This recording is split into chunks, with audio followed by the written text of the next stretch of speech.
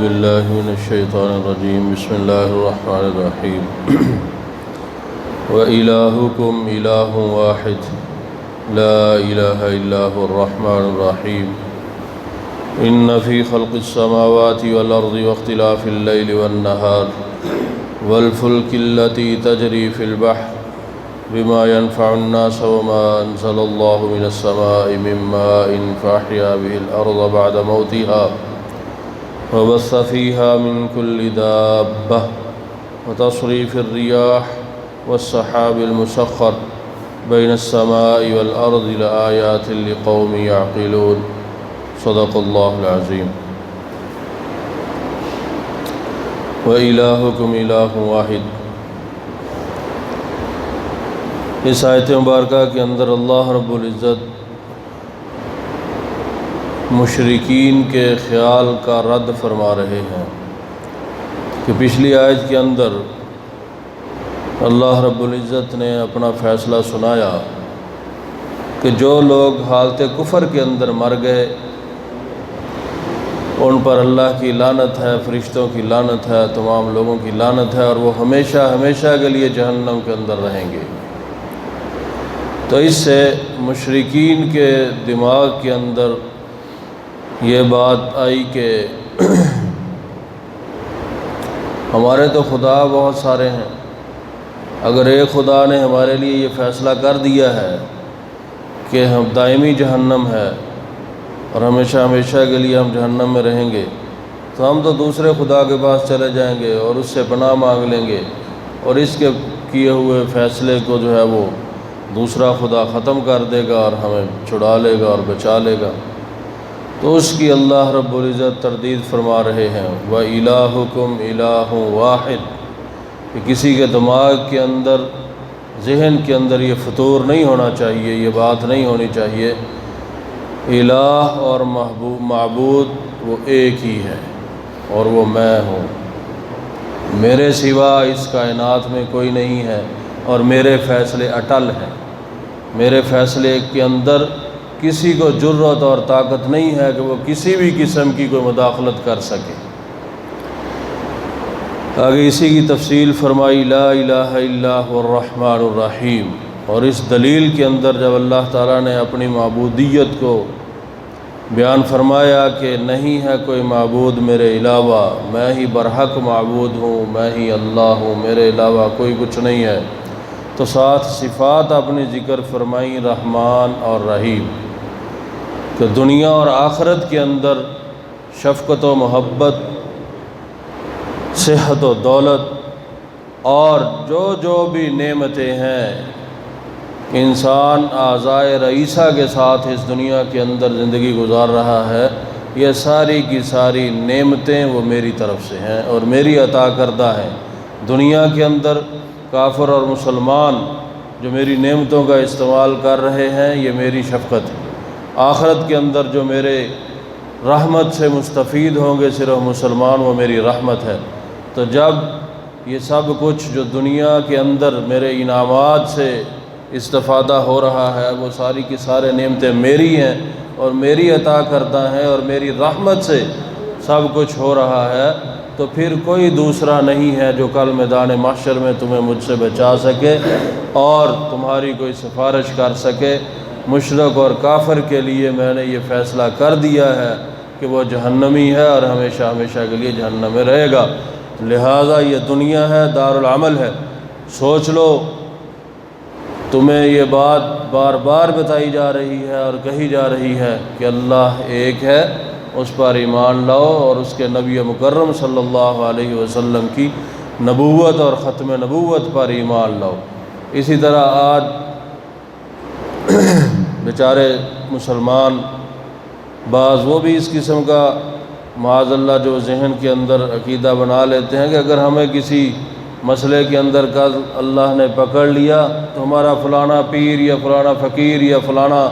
جو ہے وہ درباری وہ ہمیں جو ہے اللہ سے چھڑا لے گا، معاذ اللہ ثم معاذ۔ کوئی نہیں، یہ واضح اللہ رب العزت کا اعلان ہے اور واضح میرے اللہ اپنی طاقت کا اعلان فرما رہے ہیں کہ صرف اور صرف دنیا کائنات میں اگر کسی کا تصرف ہے تو وہ میں ہوں، میرے علاوہ کوئی کچھ نہیں کر سکتا، ہر ایک میرے احکامات کا پابند ہے، اور ہر ایک کی بخشش اس پر موقوف ہے کہ وہ میرے احکامات پر اور میری وحدانیت سب سے پہلے میری ذات اور میری صفات میں میری وحدانیت پر ایمان لائے، اور اس کے بعد میرے نبی صلی اللہ علیہ وسلم اور میرے انبیاء پر ایمان لائے، اور میرے احکامات کی وہ کوئی ہو وہ یہ کرے گا تو اس کا چھٹکارا ہوگا، چاہے جائے کہ وہ خود اس کا پابند نہ ہو اور کسی دوسرے کو جو ہے وہ یہ دعویٰ کرے کہ میں تجھے معاذ اللہ کل اللہ سے جو ہے اگر تیرے بارے میں یہ فیصلہ ہو بھی گیا تو تجھے پکڑ کر جو ہے وہ میں جہنم سے جنت میں لے جاؤں گا، ایسا کچھ نہیں ہے۔ ان فی خلق السماوات والارض واختلاف اللیل والنہار، یہاں سے اس آیت مبارکہ کے اندر اللہ رب العزت اپنی الوہیت پر 8 دلائل ذکر فرما رہے ہیں، بڑے بڑے دلائل، 8 دلائل کہ یہ کام صرف اور صرف میرا ہے، میں ہی کر سکتا ہوں، یہ میرے علاوہ کوئی نہیں کر سکتا۔ یہ 8 دلائل اللہ تعالیٰ اس کے اندر ذکر فرما رہے ہیں۔ پہلی دلیل آسمانوں اور زمین کا پیدا فرمانا۔ اللہ تعالیٰ فرماتے ہیں کہ دیکھو کہ میں نے آسمانوں کو پیدا کیا، پھر آسمانوں کے اندر ہزاروں اور لاکھوں ستاروں اور سیاروں کو پیدا کیا، اور اس کے اندر ہم دیکھتے ہیں کہ سورج یہ جو روشنی دیتا ہے،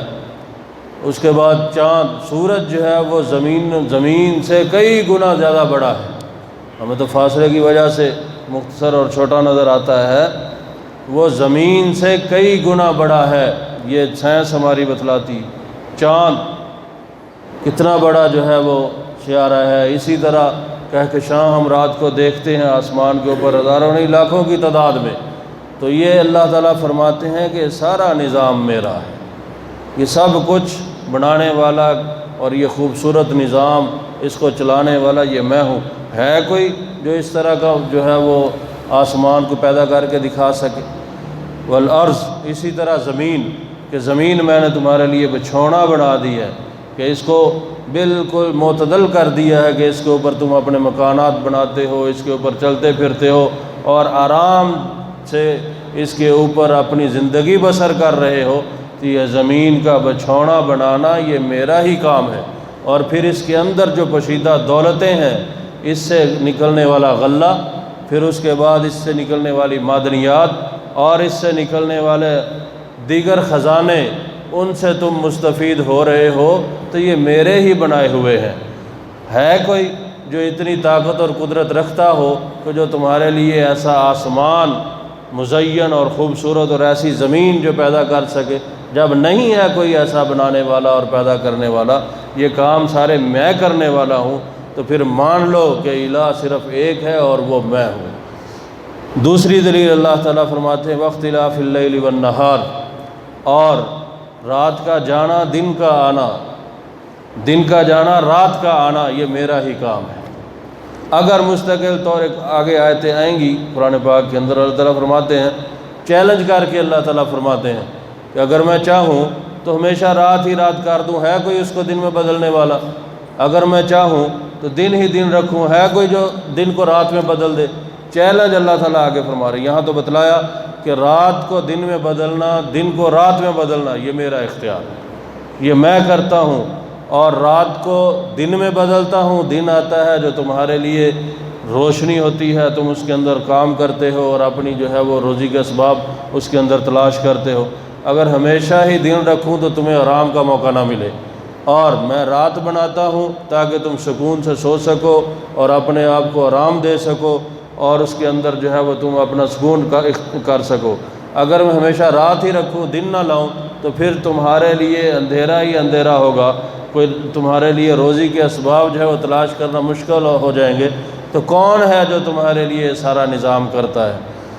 تو ان دلائل میں اللہ تعالیٰ اپنی وحدہ، اور یہ انسان غور و فکر کرے تو اس کو بات سمجھ آ جاتی ہے کہ حقیقتاً یہ سارا نظام جو ہے وہ اللہ رب العزت کی ذات ہی چلا رہے ہیں، ان کے علاوہ کوئی ایسی طاقت اور قدرت والا نہیں ہے جو ہمارے لیے ایسے سما میسر کر سکے۔ باقی انشاءاللہ کل اللہ تعالیٰ سے دعا ہے کہ اللہ رب العزت ہمیں صحیح معنوں میں اپنی ذات اور صفات پر یقین رکھنے والا بنائے، اور نبی مکرم صلی اللہ علیہ وسلم کی ایک ایک سنت پر عمل کرنے والا بنائے۔ وآخر دعوانا الحمد للہ رب العالمین۔